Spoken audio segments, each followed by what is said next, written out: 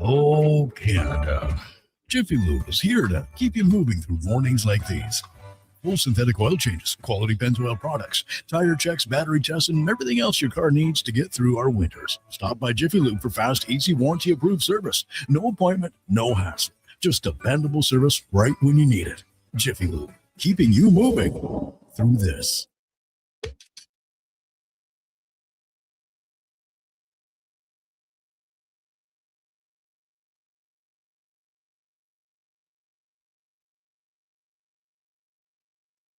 Get the inside scoop for your team on Fantasy Frenzy with Halley and Douglas on Sports 1440. Presented by Wilhauk Beef Jerky, home of Alberta's best beef jerky.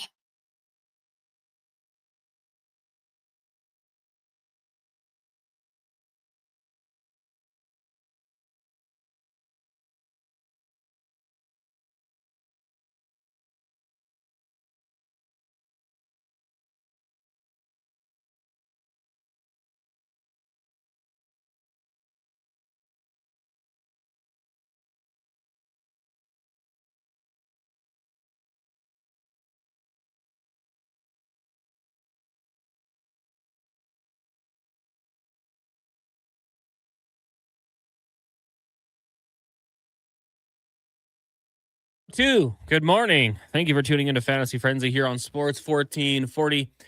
Connor, Halley, Brandon Douglas, Josh Fenwick, and Mackenzie, the intern, with you here. Sports 1440 Studios. Fantasy Frenzy is brought to you by Wilhauk Beef Jerky, home of Alberta's best beef jerky, online at wilhaukbeefjerky.com. Only available in Leduc. Go pay him a visit. Tell him we sent you. Because they're having a great start today. Beautiful day in the City of Champions. Weather-wise, I guess if you're an Oilers fan, maybe not quite so much. The Edmonton Oilers right now, after last night's loss, sitting a point back of the Anaheim Ducks, who beat them 6-5. The Ducks have 2 games in hand. They are a few points up on the LA Kings, who they play tonight. 1 point up on the Kraken, who have 2 games in hand. The Edmonton Oilers, losers of 4 straight, really need to get it going. The Kings also have lost 4 straight. So, hey, something's got to give. A team is going to bounce back and pick up a win last night. The Oilers fans, we'll get to that in a second. The LA Kings taking on a Vegas Golden Knights team that was down a few Olympians. And I really thought they were going to get the job done. The Golden Knights scored 5 goals in the third period. Is that good? Some say that's good. Now, for you 2030 Olympic Games fanatics, Duke, you and I talked about Byfield. Maybe if he ever takes the lead. He scored a goal. It wasn't enough. They fall 6-4, and then the Oilers roll into town. So it should be an interesting one. We'll take your text to 1-833-401-1440 or email us, Connor at sports1440.ca, Brandon at sports1440.ca. If you guys want a little break from the Oilers as well, we can talk some NFL, Duke. You mentioned the trade in the NFL at the Combine. I still remember the day that it was Johnson, right? Mm-hmm. I still remember the day. What's his name was traded. The day he was drafted. Me and Declan were doing a draft show. Declan and I, some might say. And we were like, wow, what a great move for the Jets. Trading back into the first round. Go get Jermaine Johnson. Well, I guess it didn't work out that well. He's going to the Tennessee Titans for Tavondre Sweat, defensive lineman out of Texas. Longhorns. And then also, sticking with that AFC South, the Indianapolis Colts giving permission for Anthony Richardson to seek a trade, Duke, who, obviously there's been some really good from him. There's been some pretty bad. I mean, he's shown some highlights. He hasn't played much, though. He's 23 years old. He barely played in Florida. Obviously, he was taken 4th overall by the Colts a couple years ago. Looks like Daniel Jones has kind of came in and taken that job for maybe at least another year. We assume he'll re-sign coming off the injury. But there's some bad, too. The injuries, subbing himself out of a game a couple of years ago because he was tired. You don't want to see that from your quarterback. So I don't know if there's any team out there that would like a project. If you're Richardson, I mean, hey, maybe the Minnesota Vikings, maybe the 49ers, somewhere where you can just go learn for a little bit, perhaps. In Minnesota, you'd probably fight for a starting job with J.J. McCarthy. Let's not kid ourselves. Maybe they should throw a flyer that way, but lots of things we can talk about. But, Duke, let's start off with the Edmonton Oilers. And last night, we'll get your thoughts as a analyst and as a Ducks fan, but incredibly disappointing. When your starting goalie gives up 5 goals, you blow 2-goal leads. Darnell Nurse on the 5th and 6th goal. I mean, the 5th goal, you can't let Seneca walk in like that. You've got, I don't know how long his wingspan is, but you throw a hockey stick in there, like 10 feet, and you just keep backing up. And yeah, I'd like to see Jarry make that save, but you can't give him that much space. And then there's like 3 Oilers you could cover with a blanket in there, and nobody takes them. Didn't like to see that. The winning goal, turnover from Darnell Nurse, just things you can't see. There were some positives. Savoy had 3 points. McDavid looked like himself. Some bounce back there, but giving up all those goals, not all on Jarry, but when you give up 5 goals in a period like that, as I mentioned, 2-goal leads blown, 3 goals in the third period, just not good enough and extremely frustrating because the Oilers twice in that game, I thought they got this in the bag and they just let the Ducks right back into it. Yeah, it looked very much like a game that two teams coming out of a 3-week absence, even including the couple guys on each respective team that were, of course, in action at the Olympics. It was sloppy, it was fast, it was loose. Now, for the Ducks, that's more or less the system they play on a game-to-game basis, where it is up and down the ice, track meet style. Every chance they give up against is an odd man rush more often than not, and they really rely on their goaltender to bail them out. And when you look at the way the Oilers start the game, scoring so quickly and then getting out to the 2-goal lead, they replenish it after giving up a pair of goals. It kind of seemed like they were on track to winning the game because, like you said, Connor, I thought there were quite a few positives to draw out of it. In particular, look at the play of Matt Savoy with the production. Yeah. This new look second line with Roslovic back up playing on Draisaitl's wing. I thought they had some jam. The new look third line with Frederick and Podkolzin around Henrique, who's a really heady player that do kind of beefcakes on the respective wings, throwing their weight around at times.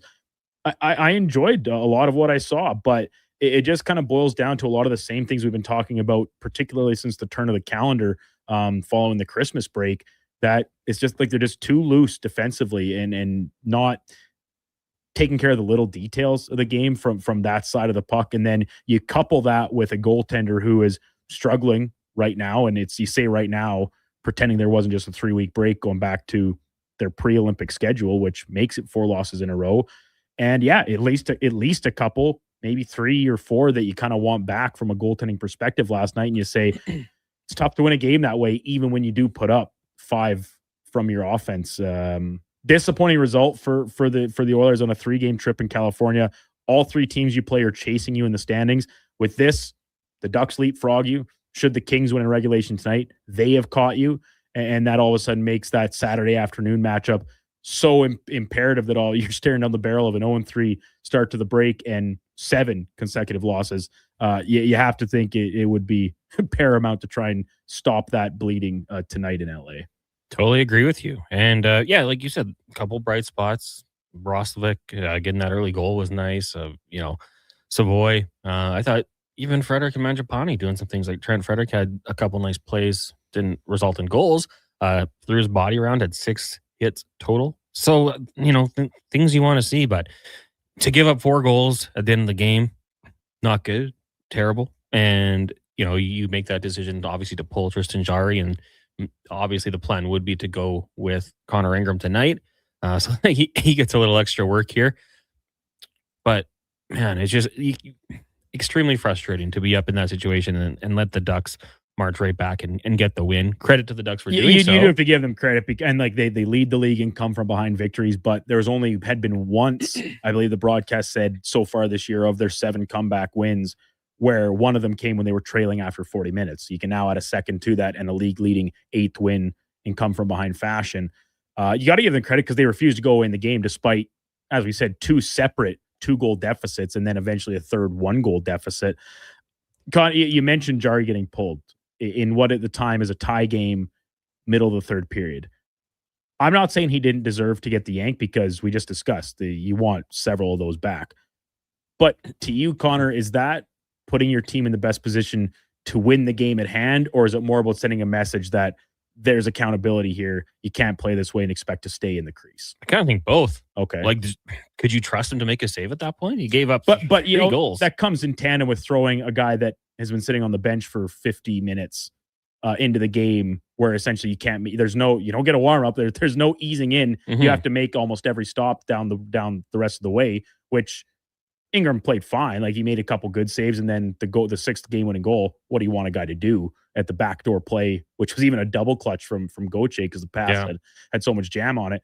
No fault to his, but I do think that's putting him in a tough spot to try and win you the hockey game. It is, but I also think there's some frustration there for Knobloch. Like, Well, yeah, I think that was evident in his post game comments, right? some missed calls, some missed high sticks as Yeah. well. Like, I think he was just like, we got to do something here. Like, I don't know. I mean, since Jarry's been here, we've had questions. And as soon as the trade happened, dude, what did you and I say? Like, is this an improvement? We don't know. Like, who's to say if this is an improvement? It's a trade, it's change, but we don't know if it's actually for the Is better. it change for the sake of change? Yeah. And as of right that now, might have been it. that's what it's looking like. And as a matter of fact, it's actually looking worse than say change for the sake of change because of the fact Brett Kulak, who is a very steady guy for you the past number of seasons, now finds himself in Colorado after a second transaction. Oh, and you gave up some of the very limited draft capital remaining in your cupboard to potentially go to make another move here approaching next week's deadline. So in hindsight, it is not looking like a very good trade right now. Listen, it is still just the end of February, and goaltenders are voodoo. We know that they tend to be more up and down and erratic than any other position at times. Mhm. But as of right now, it's not looking very good for the Oilers, and these goaltending woes that have plagued them so much in this McDavid-Draisaitl era of hockey don't seem to be going away anytime soon. And I mean, it's not just goaltending because it stays There's the same. five when guys you in front switch of him. goalies, Yeah. and Darnell Nurse, like, step up on Seneca. Break up the play. Use that reach that you have. Don't turn the puck over. Glassing out sometimes works, and then you live to fight another day. It's like a quarterback taking a sack or throwing it away. Live to fight another day. If all you do is get it out to the red zone, or the red line, hey, at least it's not in the back of your net, right? Regroup, do whatever it takes, but they're just having those little breakdowns, and they're not getting the save when they need it. And we're just one game back. So the good news is, though, you get a chance at redemption tonight when they take on the LA Kings. 8:30 puck drop again, pregame here on Sports 1440, starting at 7 with Andrew Walker. Darcy texting in 1-833-401-1440. Good day. Every post game, the same conversation, the same weak players, the same performances, and same comments from your station. They have to be and play better. So they haven't played or been better. So my question, does coaching start to be questioned? And what do you think is going to make this team at least competitive? Well, I mean, the coaching, they brought in Paul Coffey. Like, to me, and I said it on Gregor's show, like, to me, that felt like a desperation move. Like, this isn't 100%. working. We have to do something. This will shake things up. It looks great to start the game. 2-0. Hey, Coffey's back. We're back. But it didn't last the entirety of the 60 minutes. And it's not going to be immediate. Like, Coffey's been with this team, a week tomorrow? So maybe some of those things and I would say from last night, there's lots of good coaching moments. And that's something you can take away from it. To get the team being competitive, same as last year and the year before, I think the solution's in the room. They've got to start to buy in and play defensive hockey. I mean, Duke, if you go back the last couple of years here with their slow starts and then the following turnarounds, what have they done? They haven't brought in any new players. I mean, the deadline comes and goes and they acquire positional players, but it hasn't been like bring in this guy and everything turns around. I think it's just buy-in from the team. And this is a team in its current iteration, or at least core group of players, has this reputation as coming out of break slow and starting seasons slowly, and at times even starting playoff series a little bit behind the eight ball at different times over the past couple of playoff runs too. So it does seem to be a habit with the group, and 0-4 last year, right? Coming out of the Four Nation faceoff break, which was much shorter than the one that they just endured 3 weeks. I get it. They were back at practice for several days prior to actually resuming activity. Slowly, the Olympians trickle back in the form of Szymanski, Draisaitl, McDavid joined the team straight in California. And then you look at it, it's like, well, McDavid doesn't seem to be missing a step or tired or beat down. Maybe those effects come later, potentially. But in a game that you said you're trying to manage his minutes, well, he's still out there killing penalties, still out there in desperation times because you couldn't hold on to a lead and you need him to continue to drive offensive plays and chances. Still plays 22 minutes, which is standard. Now, listen, that is still a tick down from many nights that we've seen him this season where he has been leaned on so heavily. But yeah, I don't really have a hard answer here to Darcy's question about how do you change it, because yeah, you made your move with the coaching staff. I really think things would need to crater way, way deeper to see Chris Knobloch lose his job here at this stage of the season. And kind of we talked about this yesterday, going back previously, kind of seems like they've made their bet on the goaltending side of things. Now, what else can you do here between now and next Friday to improve this roster that maybe does click something in all the players' heads where they do have that, as you said, Connor, buy-in that we've seen them use to generate a ton of success late in regular season and obviously come playoff time. You say next Friday. If I'm Stan Bowman, I'm doing it now. Don't wait. There's how many games in between now and next Friday? You're in such a tight race in the Pacific. Don't wait. Go. And we see it every year, right? Like, I feel like it's usually like the Sunday, Monday before the trade deadline. We start to see them trickle in because GMs are trying to get that early push on them.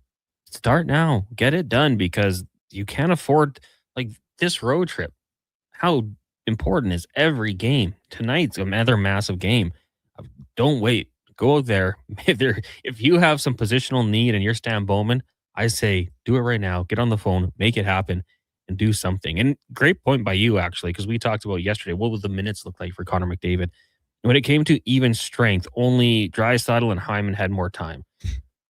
Power play, only when it comes to forwards, Savoy had more time on the PK than Connor McDavid. Yeah. Is that utilizing him in a good manner? Like, if there is fatigue, he looked like he was still shot out of a rocket, so he was okay. But like, there was no game management. It was you're back in here. If we're talking about this effect of post Olympics for McDavid, we talked about the time change and everything, and just getting back. Yeah, that absolutely probably plays a role. But they obviously have the best theories and practices in place to manage sleep and get him back on schedule on that front. But you're not going to expect to see him tired here he just finished. He's played on Sunday, right? This is just an extra long deviation of a road trip essentially for him with a substantial time change in between. The possible effects of something like this, you have to think come in another couple weeks or playoff time, where a third straight year, if the Oilers get there, playing into May, June, that's obviously their aspiration, right? That's what the team wants to achieve. It's what Connor McDavid and company want to achieve. In the game, you pull your goal, you switch your goalies, which I'm not kidding, Connor. I honestly think that like for Chris Knobloch at that point, that is more about sending a message and trying to win the hockey game. Yeah. Which it's crazy to say for, as you pointed out, how tight the playoff race is. And this is a team that is leapfrogging you with a win. Maybe Knobloch's at least hoping you get to overtime and you get a point at least out of it and then take your chances in the free hockey, bonus hockey. Why are you still trotting McDavid out there every second shift then? It's almost contradictory in a sense that, listen, I'm not saying Knobloch totally punted on the game. You're still trying to win. But it is such a bizarre move in a tie hockey game to put in a cold goalie with like 10 minutes left. 3 goals in the third. I think he was like, I don't trust you to make a save to save your life. I'd rather go with this guy. And it could be a message as well, but that temptation, it's like the Green Goblin mask. Yeah, he's calling you. Oh my God, I'll put McDavid right back out there. And you talked about the goal of playing in the playoffs and going to the Cup final. I think I got some good news and bad news. Good news, Connor might be able to rest. Bad news, I don't think there's going to be an extended playoff run this year. Not like when you look at how the teams played in the last, well, call it 2 months with the big 3-week gap in the middle, so 5 weeks. They don't look it. They don't look like the same type of team from a group perspective, with very few exceptions, individual perspective. Like you can say Connor, I'm comfortable putting Bouchard in the camp. Draisaitl, of course, production's always going to be there. Like outside of your 3 big dogs, your 3-headed monster, who else is playing up to snuff from a team that's been to back-to-back Stanley Cup finals? Maybe Ekholm, whose play has improved so much since the start of the year, coming off that injury that plagued him in the playoffs. Yeah, I don't know. I think it's and Hyman. I suppose you could put him in there too because he gets another goal last night and he is as reliable as ever. So that there are positives, but I don't know if it's on a consistent enough night-to-night basis right now. Which again, it feels silly saying because it's the first game back after 3 weeks away. I reserve the right to change my opinion, but Kings, Sharks, okay, winnable games. Ottawa, you got Carolina, Vegas, Colorado, Dallas, St. Louis, Nashville, San Jose, Florida, Tampa, Utah, Vegas, Ducks again, Seattle, Chicago, Vegas, Utah, San Jose, LA, Colorado, Vancouver. It's a lot of tough games there. And listen, I still think they'll make the playoffs, but man, the Central. Can they beat the Kings in the first round again? Yeah, can it happen again? Well, maybe Seattle slides into that spot. Little less travel. Might be looking against like it's Anaheim or Vegas. Yeah, it could be Anaheim. You never know. A few different possibilities. We're not locked into another Kings matchup as we seem to have been the past couple of years consecutive, where it looked like destiny. The division leader far enough of a runaway, fourth place in the division, far enough back. There's like, well, someone's going to be second, someone's going to be third, and it's probably going to be the Oilers and Kings one way or the other. Just quickly, Kenneth is wondering why you didn't share your group ticket yesterday. Well, I put it in after the show. Oh, okay. I put it in when we were sitting at the bar post show. 8-leg parlay, no biggie. Well, yeah, I was just so amped for the return to hockey. Was flipping around all the games starting at 5 o'clock, 5:30 starts. Then, of course, the late one, Oilers and Ducks. Yeah, my apologies, Kenneth. Listen, this is my first big win in a while. You can give one today, but yeah, there's no guarantee. I'll throw out a 12 gamer today. Ride the high. You got this. All right, we'll take a break. When we come back, more of your texts. Aaron, HVAC, Nick, MTR, Sizzler, Kevlar, and more. We'll get to those. It is Fantasy Frenzy on Sports 1440, streaming on YouTube, Facebook, X, Instagram, and Twitch. Brought to you by Will Hawk Beef Jerky. A pizza from Papa John's is already pretty great, but you know what's even better? 2 pizzas from Papa John's. For a limited time, get a medium one-topping pizza for only $6 when you order any large specialty pizza at regular menu price. Whether you're feeding your family, your team, or yourself, get your next meal from your locally owned and operated Papa John's with a $6 one-top medium when you order any large specialty at regular menu price. Better ingredients, better pizza, Papa John's. Okay, how about you give us your star winger for a bag of pucks? What if I throw in some Will Hawk beef jerky? Yourself a trade. With Will Hawk Beef Jerky on their side, the Alberta teams definitely have an unfair advantage this trade deadline. Pick up some today and use it for trade leverage in your fantasy league. No way, man.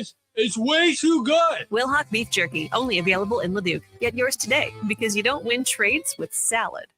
And here comes Action Electrical Service Team sprinting onto the scene. These are your first responders for any electrical emergency. That's right. With their fleet of service vans and specialized gear, they assess, they service, and maintain electrical lighting and automation systems. They're all about rapid response. Quick diagnostics and repairs to restore power and safety fast.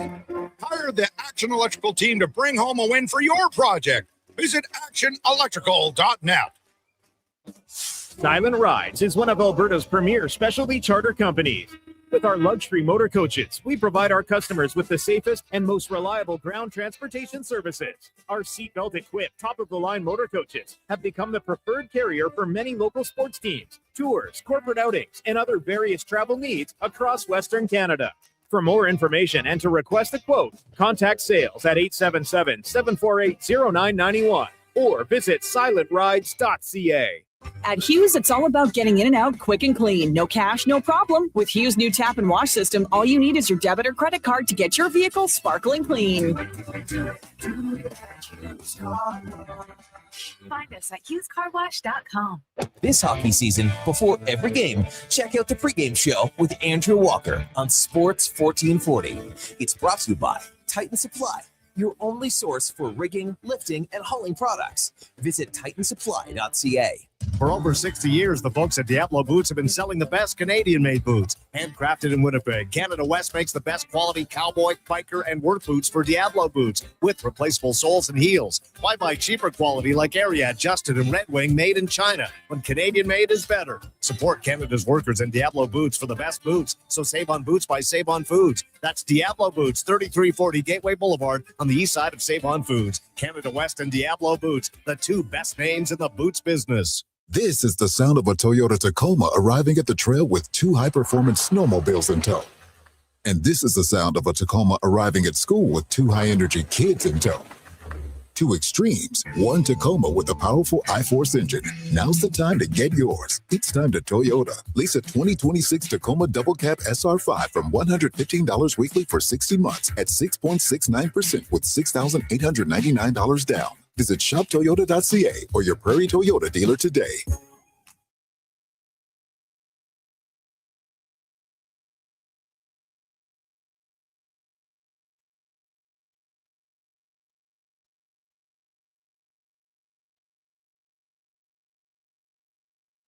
Who should start? Who needs to hit the bench? Find out with Fantasy Frenzy with Halley and Douglas. This is Sports 1440. Presented by Will Hawk Beef Jerky, home of Alberta's best beef jerky.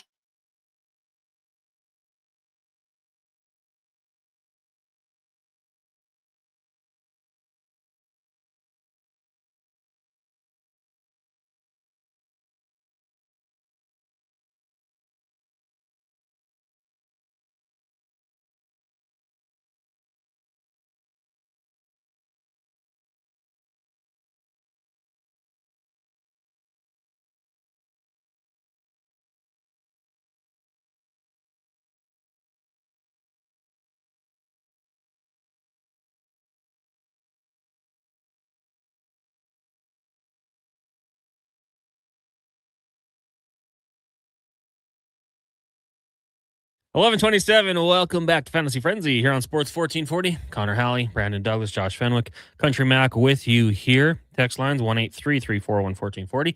And the show is brought to you by Will Hawk Beef Jerky, home of Alberta's best beef jerky. Online at willhawkbeefjerky.com. Go check them out. Only available in Leduc. If you see Trent there, you ask him.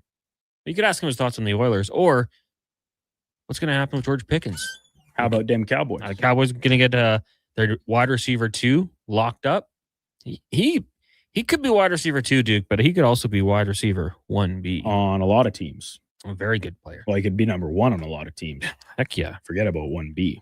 This segment is brought to you by Will Hawk. Wait, no, that's the show. elksnation.ca. 2 weekly podcasts with Eddie Steele and Declan Kruger breaking down the green and gold, the most in-depth double E football coverage you're going to find anywhere. Check it out online, elksation.ca for articles. You can also get the video on YouTube, or if you want to download it, Google, Spotify, wherever you get your podcast from. We'll dive into the inbox here. Lots of text. Aaron says, guys, I think we're talking Knobloch here. If he wanted to send a message, he would have sat Nurse or Wallman on the bench, but he didn't do that. He chose to put in a cold goalie in the final 13 minutes and essentially handed over 2 points to prove what? From Aaron in Saskatchewan. It's a fair question. It is. Yeah, absolutely. I mean, do you think they would ever, what do the kids call it? Health bomb? Health bomb. Darnell Nurse. The people have been calling for this for as long as I've been reading messages from Oilers fans, to different degrees. And I've always said no, because they, regardless of how much he's struggling at different times, they really lean on him to play some seriously meaningful minutes.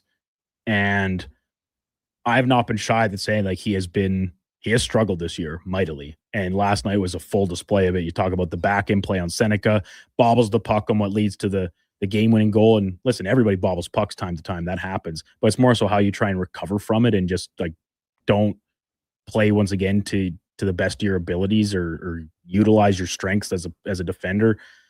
That's frustrating. And so to answer the actual question, I think it's probably still no, because there's not exactly somebody knocking on the door behind him to fill those minutes. And I thought Ty Emberson was pretty good last night. Stastny was fine. Top pairing was, again, pretty rock solid. But that middle, I just think right now it's more a matter of like playing with someone else. And that goes for both like Wallman and Nurse, to just see if it's a matter of the two players that just don't seem to fit right now or what. And I don't know if it comes at the expense of splitting up your top pairing that has been so effective for the past several seasons. And again, this year it's looking like a bona fide top pair in the NHL, but clearly something has to change if you can't in fact go out there and add someone else to this fold to rejig how you're utilizing and deploying your players. The 2 names mentioned by Aaron, second and third in time on ice last night. Only Evan Bouchard had more, and that was about 45 seconds in that one. Okay, they killed 6 penalties, right? And obviously both those guys kill a lot of penalties. Well, I got about 3 minutes each on the PK. Yeah. More text. HVAC Nick says it's the years of the Connor. Ride the Connors while they're hot. Connor McDavid, Connor Ingram, Connor McGregor. Trade for more Connors. Who's out there? Kyle Connor, Bedard, and Hellebuck. Connor Brown, bring him back. Connor Clifton. Is he still in the NHL? Right? Maybe. If he's not, then he's available. Let's have a Connor off. So how many can we get? Oh. Connor Clattenburg. Oh. HVAC Nick says, read the rest of my tweets. Oh. Okay, there it is. Look at Unger's save percentage at every single level he's been at. His numbers are great. Call the guy up. Let's see what they have in him. It's the year of the Connor. Ride the Connors while they're hot. Connor Unger. Yeah, I mean, he's an interesting case. Sometimes I feel like that's almost like it's not as outlandish as like put Nurse on wing, but it's like this he's had success at the AHL, East Coast. There is no denying that. But the NHL could be a whole new level. I don't like, and I'm not against it, dude, because I'm not happy with the Oilers goaltending right now. Don't love it. That was on Team Bennington just a day ago. Right. But I just don't see it happening. I would love to see it happen, but I don't think it's going to happen. I don't either. And I'm kind of more on the other side where you see a guy having success down there. Is that automatic to say, like, all right, yeah, let's just throw him to the Wolves now on a team that is struggling so mightily defensively that you're for his first NHL action, expect him like almost like trying to make him come in and be your savior or something? Yeah. That's not fair to him, and I'm sure he would relish the opportunity to obviously play his first NHL game, get a look with this team that's battling for a playoff spot. Sure, that's great, but what's the rope? Should, like, let's just play hypothetical here. They call him up from, which right now would be straight from Orlando to the NHL in the ECHL, and you say, all right, go out there, and he gets ballooned in his first game. Mm-hmm. Is it straight back to Orlando, or do you say, oh, I'll give him another go, roll him back out there? Now you're talking about a guy that maybe you have good hopes for. Confidence banged up a little bit. You send him back down. His numbers don't look as good in the minors, whatever, AHL, ECHL, doesn't matter. Like, and there's, I'm speaking in several different compounding hypotheticals, but I do think the point remains that it's just because a guy's having success doesn't automatically mean get him up here right now. He's our savior and answer. Yeah. As you said, Connor, sure, it could happen. We've seen stranger things. Guys come in out of nowhere, rookie goaltenders, and make things happen. But this is a guy with very limited pro experience right now. I just don't know if it would be in the best interest of him or the team. Sizzler says, bring in Torts. He has a defensive mindset and actually holds players accountable, and his team always gives 100% effort. Shelf life with him. I don't think it's going to happen. I think, like, as you mentioned, like when the first time we talked about bringing Paul Coffey in, first game back behind the bench was last night. To me, that was the team's coaching move. I don't see a firing of the head coach coming here between now and the end of the season. No. After the season, depending how it goes, hey, anything's on the table, right? Coaches seem to have shorter lives than ever in every pro sports league now. But I think this is their move to try and say shore things up, hope it makes a difference, and then readdress after the season ends, whenever that may be. We'll try to get through all these texts here. Kevlar says, I'm going to read into something. I don't think Knob even likes Jarry. My buddy and Mr. Nice Guy, Pickard, is down in the minors. We got this guy. Rich Winter on the show a couple weeks ago said he told Calvin Pickard we'll have lunch in the playoffs because you'll be back up here. Well, duh. Even if he's still the third goalie, he'll be up here black acing regardless. Yeah. It was a factual statement if they make the playoffs. Jane Victoria says, guys, I don't think judging Connor on ice time is a way to see if he's tired. I believe they need to see how effective he is with finishing his chances. He will always be the fastest and most electric. I bring from the start of the year, I think they will miss the playoffs or just squeeze in the first and lose the first round. I hope I'm wrong. These two games are must wins. Jay in Victoria. Yeah, I mean, I think there's other ways potentially around it. Like all these games mount up. Like, could you maybe, and it's all on him, but Connor, don't worry about practice today. Maintenance day. You get a maintenance day. We want you ready for the game. Like, is there other ways around that in which they can do it? Because I agree with you, Jay. Like, when he's out there, the fatigue's not just going to show based on ice time. But how many bursts is he having, right? They still have that NHL edge statistic. Like, if the bursts slow down, like, okay, fatigue might be a role. Yeah. And we had Chris Meany on the show this morning, who's one of the big guys over at NHL.com with the edge stats. And yeah, he's, as of last night, one game sample coming back. Pretty much business as usual from that front for Connor. I mean, who took him down on that? It was, Ian Moore. I think it was on the back check where it was weird. He's reaching and then like his stick gets into his own goalie's pad, which kind of served as like almost a trip line from went into the net really hard. Yeah. And was a little slow getting up, but didn't seem any worse for wear. I mean, he's right back out on obviously the power play that ensued. So, and then Ducks fans chanting USA. So cringy. Shout out Jackson Lacombe. Yeah. And all of his minutes played at the Olympics. And then Matt Savoy, the Canadian, scores a goal. Yeah. And then I believe a Canadian for the Ducks scored it after as well. Well, it was quick. My boy Olin Zellweger. Yeah. Canadian World Juniors legend. Calgary's very own. Good guy. Is he Calgary? Yeah. Good player. He's Alberta. I don't know necessarily where, but Alberta. I thought maybe he was more north, but well, doesn't matter. But yeah. Berta boy.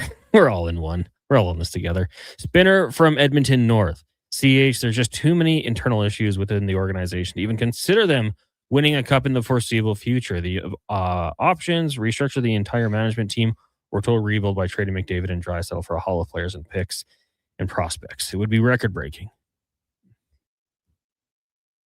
Yeah, you're right. I mean, who would have a package that could even do that? It's like when we were talking about like Giannis in the NBA. Who has, the prospects, the picks, whatever it would be. In the NHL, obviously salary cap plays a huge role. But maybe we'll worry about that one later. Yeah. I don't think we need to get into the trade talks after one game back from the break. Northside Jason says, guys, who has faith in Bowman since he's taken over? It's gone worse, starting with Broberg, Holloway not re-signing, then giving Wallman $7 million and the goalie trade that he didn't need to make. Northside Jason. See, the goalie trade, like every day we had fans texting in, got to make a trade. And you and I don't know how many times we got to say it. Like none of us we agreed they needed an upgrade between the pipes, but we didn't think one was out there. Like readily available. A clear upgrade. Right. And listen, I'm not here to take victory laps, but no joke. You can try and pull the audio to get my exact quote. But I said, yeah, this will be the fun new toy for a little bit here. We'll see how Oilers fans feel in February or March or whatever date I put on it. Like, it's just, like I said, this goaltending is an issue on this team and has been all season, going back to Stuart Skinner and Cal Pickett's struggles to start the year. But it is so far from the only issue or maybe even the biggest. Last night, maybe it was the biggest. I'm willing to concede that without a doubt. But it's a guy that's struggling. And obviously, we're going to see Connor Ingram tonight. He's fared a little bit better in Jarry in his more recent run of starts. But once again, he is having not played for as long as Ingram did and getting his feet wet back in the AHL. Numbers were whatever, but you take that into however much account you want. I just don't know. It's a tough situation because that was their move. And as we've said many times, and we'll probably continue to say, you paid a pretty big price and tacking on Kulak to make the money work. Second round pick to go with it for what essentially was a lateral move in net, maybe at best. Right now, it's a downgrade. I think, to be critical of the Oilers' last couple off seasons and the pro scouts would be totally fair. It's very justified, without a doubt. Like their free agency work and even internal players they brought back. Frederick stands out as the most obvious. It's very justified to be critical of that. Like they're granted, like, hey, they've made some good moves, but at the same time, losing Broberg and Holloway was a big one. The offseason last year, Arvidsson you paid. You had to move on from him. Jeff Skinner, obviously, we liked it in the offseason, but it didn't pan out. So I think it's totally fair to have questions about the pro personnel and the scouting and all that sort of thing. But then again, last year they still did go to Game 6 of the Stanley Cup Final. So kind of throw that in our face. And I've also been kind of critical of some of the extensions. Like I thought Ekholm, I didn't think there was any rush to do. Wallman was another one. Maybe why do you have to sign those extensions in September? That's exactly it. And hey, maybe there's a risk, right? Because you saw what happened with Broberg and Holloway. Could you've got something done? You wait too long, it doesn't happen. And keep in mind, like obviously that text included those two offer sheets. Yes, Bowman had the final call, but he was kind of handed that mess. The fact that why were they not taking care of? Forget earlier in this, like the previous season when extensions were available, earlier in the summer before Jeff Jackson went out and spent a bunch of money and put them in that more hamstring cap situation where all of a sudden retaining both those players would require another move to essentially make the team cap compliant come game one of the season. So listen, Bowman had the final say. He had to make the decision, weigh the risk and rewards on either side. But that was something that kind of got served to him on a bit of a poop-filled platter.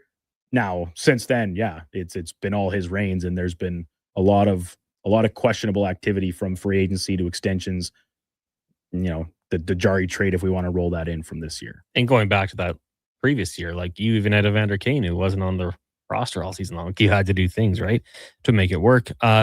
Very quickly, Dale says, "Hi guys, do the Oilers send Jarry down and bring Pickard up? Might be desperation time." No, I don't think so. Yeah.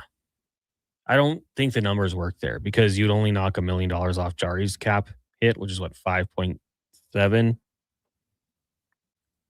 Maybe. Because you can't just like bury guys in the cap or in the minors for cap reasons. I don't know if the numbers would work there. So I'm going to say no. Quickly, we'll take a break. When we come back, more of your texts, and we'll wrap up the show. Let you know what's coming up on the Lowdown Flow Tide. It is Fantasy Frenzy, brought to you by Will Hawk Beef Jerky. Japa Machinery Group knows that XCMG may not roll off the tongue, but Japa's team will help keep your construction jobs rolling on time and on budget with heavy equipment sales and rentals. Visit japamachinery.com to find out more. Hi, I'm Colin Livingston, president of Cantork. We've been tightening bolts and redefining our industry for 25 years. Yes, a quarter century, and we're just getting started. Check us out at cantork.com. Our tools age better than I do. Sometimes you think about what you're going to do in the day. Go to work, pick up the kids from school, make supper. But at GS Construction, we think a little differently. Winter is our season to think, to plan, and to improve. We study, we innovate, we train. So when the thaw comes, we're ready to dig, build, and deliver even better, which means we need people like you. If you're thinking about joining the team at GS Construction, now's the time to do it. To apply and to see how we think, visit gsconstruction.ca. Hey Edmonton, did you know a local Play Alberta winner scored over $500,000 on Mega Jackpots Ocean Bells? Think about the season tickets you could lock down with that kind of cash. From major casino winners every hour to jackpots worth millions and hundreds of popular games to money that stays in the province, there's never been a better time to sign up for Play Alberta. Download the app today to get started with casino, sports, and lottery all in one app. Must be 18 plus to play. When you gamble, use your game sense. Hi, Mike here from Northgate Chevrolet Buick GMC. Free trips, free iPads, a barbecue, a wood stove, the #1 dealer in the world. What? Who cares? How about no pressure, a great deal, finance rates as low as 0%, trade values you can be happy with, and an indoor showroom. And we're pretty good people. Stop in and see us today, 13215 97th Street, or visit us online at northgategm.com. Something strange comes to Rogers Place. Family Fun Sunday. Your Edmonton Oil Kings look to capture a win from the Swift Current Broncos in the annual Ghostbusters game. Who are you going to call? Meet Ghostbusters characters on the concourse during the game as members of the Alberta Ghostbusters take over. Plus, enjoy the Kids Fun Zone with face painting and bouncy castles. Then score Calmont Kids food combos for $10 or less. The value is Stay Puft Marshmallow Man sized. The Oil Kings Ghostbusters game this Sunday at 4. Great seats at Rogers Place start at only $20 at oilkings.ca. Planning your next event? Let Loca Quality Market cater. From made-to-order meals to gourmet platters to full chef tasting experiences, they make entertaining effortless. Visit loca.ca to start planning today. This hockey season, before every game, check out the pregame show with Andrew Walker on Sports 1440. It's brought to you by Titan Supply, your only source for rigging, lifting, and hauling products. Visit titansupply.ca.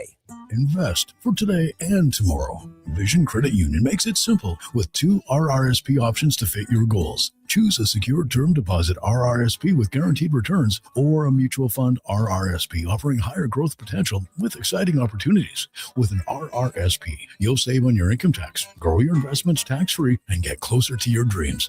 Whether it's retirement or your first home, the deadline to qualify for 2025 tax deductions is March 2nd. Learn more at visioncu.ca. When your driveway's covered in snow, Toro and the Lawnmower Hospital have you covered. Toro's gas or battery-powered single-stage power clear snowblowers make it easy to clear right down to the concrete with incredible Toro-powered Propel technology. Face the next snow day without fear thanks to Toro and the Lawnmower Hospital. Visit lawnmowerhospital.com. The Lawnmower Hospital.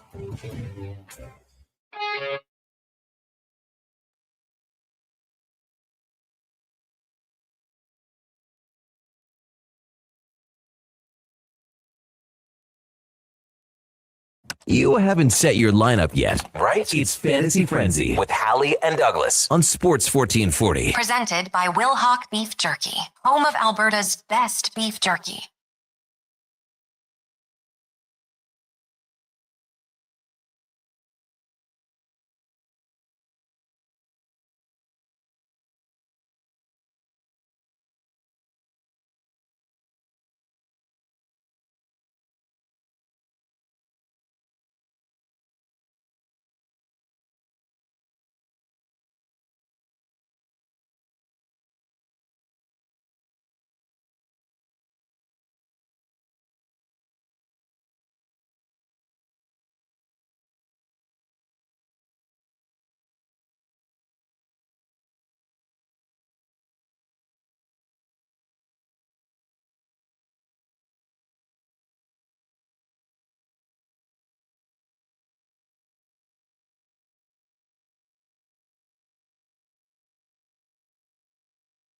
I'm 47. Welcome back to Fantasy Frenzy here on Sports 1440. Connor Halley, Brandon Douglas, Josh Fenwick, leaving the studio. Kenzie, the intern here as well. Bye. Not leaving the studio. Show brought to you by Will Hawk Beef Jerky. I had to laugh. I see what I have to assume is a couple $100 worth of coffee left in the studio from Andrew Walker. He's a big dog. He called me out for my charitable donations, and he's spending all that money on coffee. Well, as he told me this morning when he was confirming that the key did in fact leave it here and maybe not down to like first round or somewhere else randomly in the mall. He says, "Yeah, me and Ange, we try and save money. You know, you drink coffee at home instead of buying a $5 Starbucks. So instead, I drink 4 $2 Nespressos every day." I mean, I like the Nespresso. Looks cool. The machine confused me. I never really got into it. I just use Keurig, and I try to find the cheapest coffee I can find that route. Yeah. But, yeah, I mean, I have a coffee machine that I can make it in the pot or the single serve one, nice. Which is nice because on, say, a football Sunday, I make a full pot of coffee and use grounds and a filter and all that jazz. Or if I'm just on the go, pot in the cup. That's one. Fancy. I sought it out when I moved into my previous place. I was like, I need this. This is a must-have for me. Keep in mind, I didn't get an air fryer until a year later. And that changed my life too. Just big appliance guy. They're great. I bought a new apple slicer. I got my chicken grinder. Just random things you find on Amazon just to make your life a little easier. Speaking of easier, up next is the Lowdown with Low Tide with Declan Kruger. They'll be joined by Bagged Milk of Oilers Nation, the Better Late Than Never podcast. I don't know what else they're going to be doing today, to be honest with you. I think that's just it. Probably take your texts. Yeah, there won't be any shortage of those, I'm sure, after last night's game. Comment, what do you think of Smee's take on Speck and Connor with the Duke? And Curious was priceless to listen to. I didn't listen, to be honest with you. You're telling me you don't listen? Well, I don't know what time it was on at. Hater. I did listen to In or Out, but I didn't. But it depends when I'm in my car. So no, I didn't hear it. I will. I heard it was good. I think a lot of people are overreacting, but that's just me. I'm in the MSM, so of course I'm going to say that. Also on the Gregor Show today, Landon Ferraro will join us from pre and post game fame, former NHLer, Olympian, Rebs legend. Yeah, exactly. Sherbrooke Lookers, David Owens. We'll have the stat of the day. Mark Spector will join us 5:00 for those who are tuning in, and then Daryl Evans from the LA Kings broadcast booth will join us as well. All around good guy, best dressed man in the NHL. Some say. I would think so. Also today, did you see? Well, of course you did. HVAC Nick just want to say, hey, on the plus side, guys, Jay signed Mad Max. I don't care if he pitches much. It's like a Corey Perry.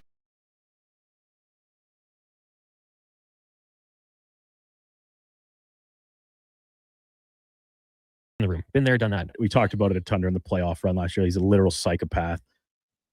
But in a good way. In a good way, 100%. He's a competitor. He lives for it. He just breathes baseball. It's all he's ever known. It's all he wants to do is still compete and pitch and clearly play for a team that gives him a chance at winning again. And so what's his role going to be on this pitching staff? He's expected to join the team at camp as early as this weekend. That I don't have an answer to. I don't know. I genuinely don't what his role is going to be, because even with injury, it's going to keep Bieber out a little bit longer. The rotation seems pretty full when you talk about the addition of a guy like Ponce and obviously Dylan Cease in free agency.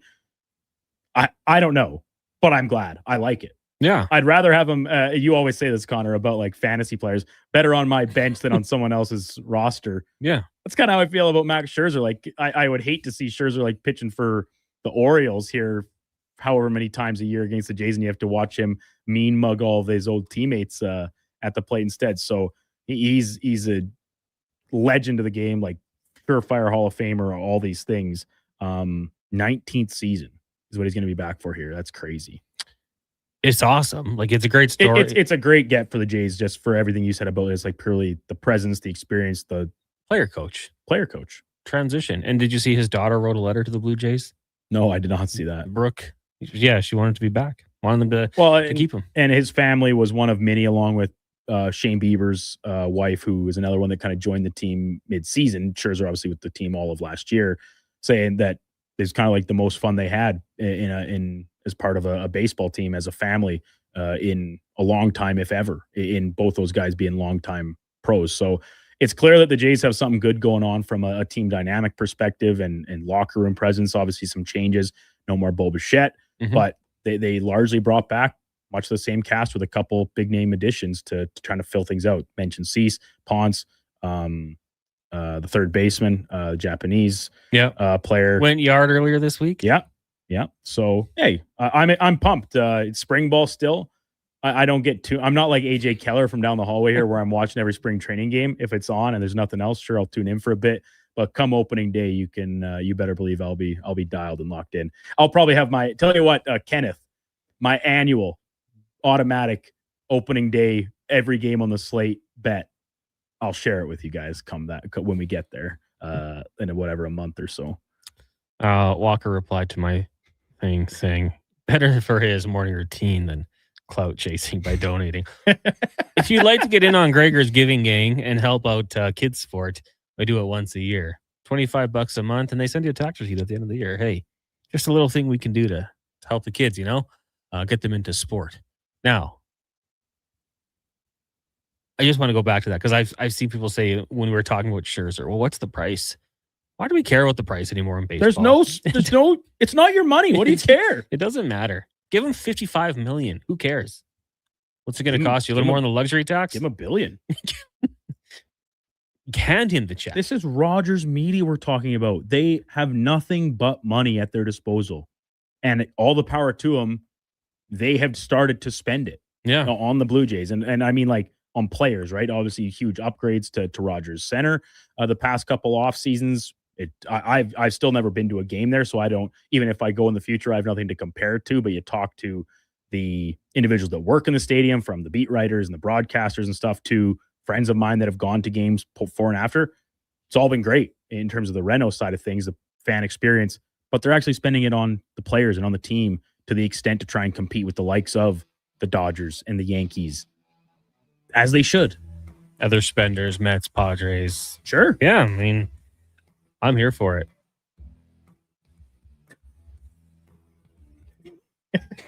Another good text from Andrew Walker. Could be text of the day.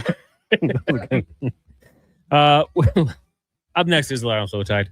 Noon to 2. Then it's the Gregor Show, 2 to 6. Then Walker and Paulson will be back 7 o'clock with your pregame coverage. The Oilers look to bounce back against the LA Kings. Puck dropping that one just after 8:30 for the Duke and Fenwick and the intern. I'm Connor Halley. Thank you guys for joining us. Check the podcast if you missed anything. Right now, we will get to Mackenzie with a Sports 1440 update brought to you by Will Hawk Beef Jerky, home of Alberta's best beef jerky. Check them out online, willhawkbeefjerky.com. Only available in Leduc. This is a Sports 1440 update. 12 games on the slate in the NHL tonight. Oilers look to bounce back against the Kings. Tonight at 8:30, we've got pregame coverage with Andrew Walker starting at 7. Columbus meets Boston. Islanders are in Montreal. Toronto continues their road trip in Florida. And the Wild and Avalanche duke it out in the Central. Calgary takes on the Sharks. It's a busy night in the association as well with 10 games on deck. Miami and 76ers tip off at 5. Spurs are in Brooklyn. Wizards have a rematch in Atlanta. Orlando looks to make it 3 in a row against the Rockets. Timberwolves and Clippers have the late slate. PWHL is back tonight with Montreal in New York. No word on if Marie-Philippe Poulin will be in the lineup. Blue Jays pitcher Max Scherzer is expected at Blue Jays camp this weekend after signing a one-year, $3 million contract with up to $10 million in incentives. Next on Sports 1440, the lowdown with Low Tide, Alan Mitchell, Declan Kruger, and Josh Fenwick. I'm Mackenzie, and that's your Sports 1440 update.